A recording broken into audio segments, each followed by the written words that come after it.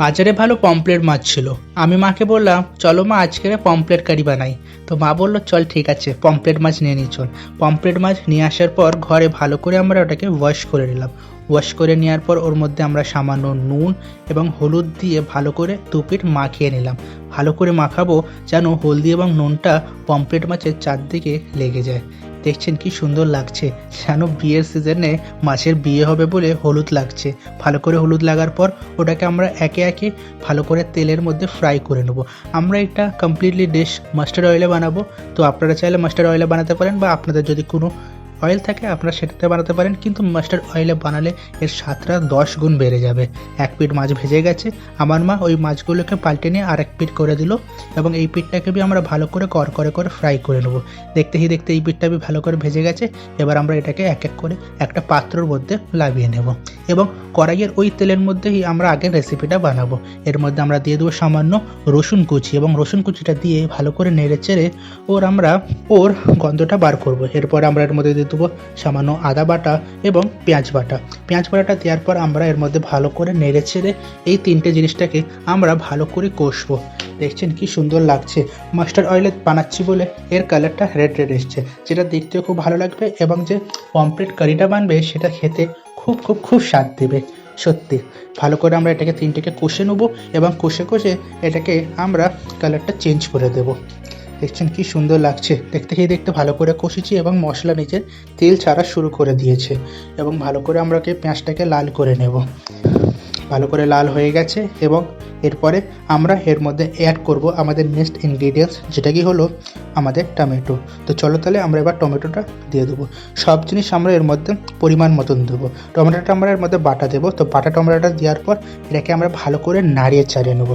ভালো করে নাড়িয়ে চাড়িয়ে নিলে এর স্বাদটা একদম বেড়ে যাবে। সত্যি দেখতে কি সুন্দর লাগছে। টমেটোটা দিয়ে ভালো করে আমরা এটাকে কষবো। যেসব আপনি সবজি বানান না কেন ভালো করে কষলে তার স্বাদটা 10 গুণ বেড়ে যায়। ভালো করে কষবো এবং ইন্তজার করব কতক্ষণ এর মশলাটা ছাড়ছে। ভালো করে কষার পর দেখছেন যখন মশলাটা সেরে আসছে, মানে হয়ে গেছে আমাদের ভালো করে কষা। এরপরে আমরা এর মধ্যে দিয়ে দেবো সামান্য নুন, স্বাদ মতন। আপনি যতটা নুন খাবেন অতটা দেবেন, এবং নুনটাকে দেওয়ার পর আমরা এটাকেও ভালো করে কষে নেব। দেখছেন কি সুন্দর লাগছে, কালারটা এখন থেকে কি সুন্দর কারি এসে গেছে। এরপর আমরা দিয়ে দেবো হলুদ গুঁড়ো, এবং হলুদ গুঁড়ো দেওয়ার পর আমরা দিয়ে দেবো সামান্য লঙ্কার গুঁড়ো দেওয়ার পর আমরা এটাকে ভালো করে আবার কষতে শুরু করে দেবো। এরপর আমরা দিয়ে দেবো এর মধ্যে ধনে গুঁড়ো, জিরে গুঁড়ো এবং গরম মশলা গুঁড়ো। এই তিনটে মশলাকে দিয়ে আমরা আবার ভালো করে নাড়িয়ে ছাড়িয়ে নেবো, এবং দেখছেন এখন থেকে কি সুন্দর গন্ধ এবং কি সুন্দর কালার এসে গেছে। সামান্য জল দিয়ে ভালো করে মশলাটাকে এবার আমরাকে কষবো।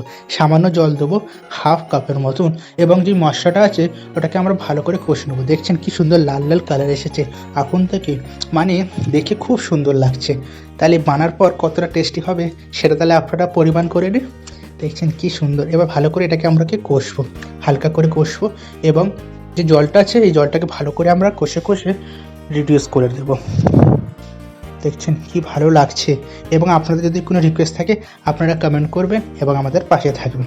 ভালো করে কষার পর এখন দেখছে সাইড থেকে এর তেল ছাড়া শুরু হয়ে গেছে, তার মানে ভালো করে কষা হয়েছে। আপনাদের যদি তরকারিতে এমনি সাইড থেকে তেল ছাড়ে তার মানে বুঝবে আপনাদের তরকারিটা কষাটা খুব ভালো হয়েছে, এবং তরকারিটা খুব টেস্ট দেবেন। এবং যখন দেখবে তেলটা ছাড়া শুরু হয়ে গেছে, এবং ওই সময় আপনি এর মধ্যে দিয়ে দেবেন সামান্য জল, এবং জল দিয়ে আপনি এবার ফুটতে দেবেন। যতক্ষণ জলটাকে ফুটছে ততক্ষণ আপনি ওয়েট করবেন, এবং দেখছেন জলটা ফুটে গেছে। জলটা আপনি পরিমাণ মতন দেবে যতটা আপনাকে কারি চাই, এবং সামান্য জল এক্সট্রা দিবে, কারণ কি এটাকে ফুটাতে হবে। তারপর আমরা একে একে পমফ্রেট মাছগুলো দিয়ে এটাকে আমরা ছেড়ে দেব, ভালো করে ফুটতে ছেড়ে দেব। এবং যতক্ষণ ফুটছে ততক্ষণ আপনারা ঘরের অন্য কোনো কাজ করতে পারেন। বেশিক্ষণ লাগবে না, মাছ ফ্রাই করা আছে, 2-4 মিনিট, জোর 5 মিনিট আপনি এটাকে ফুটালেই হয়ে গেল কমপ্লিট। তারপরে দুটো উপর থেকে কাঁচা লঙ্কা দিতে ভুলবেন না, এটার গন্ধ এবং স্বাদ যা দিবে বাহ, একদম কারি একদম লাজবাব বানবে। পমফ্রেট মাছের কারি একদম খেতে লাজবাব হয় সত্যিকারে। যদি বাজারে পমফ্রেট মাছ পান তাহলে এই রেসিপিটা আপনি বানাবেন। আর তখন যদি আপনি ভুলে যান তাহলে এখনই আমাদের এই ভিডিওটাকে সেভ করে রাখেন, আপনারা একটা লাইক করে রাখেন। এবং আমাদের ফলো করে আমাদের পাশে থাকেন। আমাদের তরকারিটা হয়ে গেছে কমপ্লিট। এবার আমরা এটাকে করে নেবো প্লেটিং।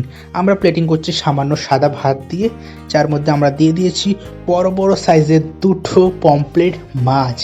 এবং কমপ্লিট হয়ে গেছে আমাদের পমপ্লেট কারির একটা সুস্বাদু ডিশ।